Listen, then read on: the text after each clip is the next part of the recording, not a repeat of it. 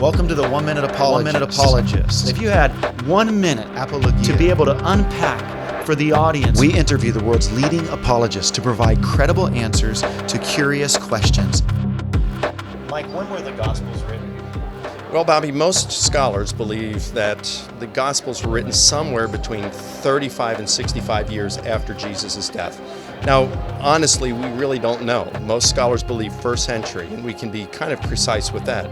But getting the 35 to 65 years, we really just don't know. We just don't have a chronology here. But the standard dating is Mark about 65 to 70, Jesus is crucified in 30, so that's about 35 to 40 years later. And then Matthew in 80, Luke 85, John 90 to 95.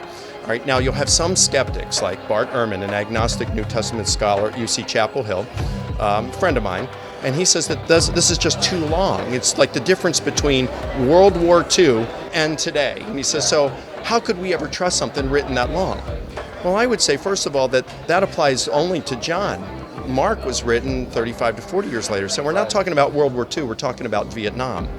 And are we really to say that if we brought some Vietnam veterans in here, that they couldn't give us accurate recollections about their battles?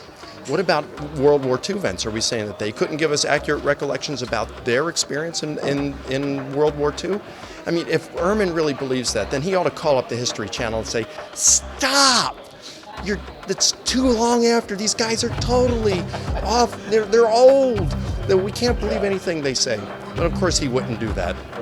The thing is that most scholars believe that the Gospels, to varying degrees, do contain eyewitness testimony in them. And there's a lot of things that we can prove using historical procedures that show that the Gospels are accurate. So even if it's 35 to 65 years after Jesus, this really doesn't pose any problem for the historian.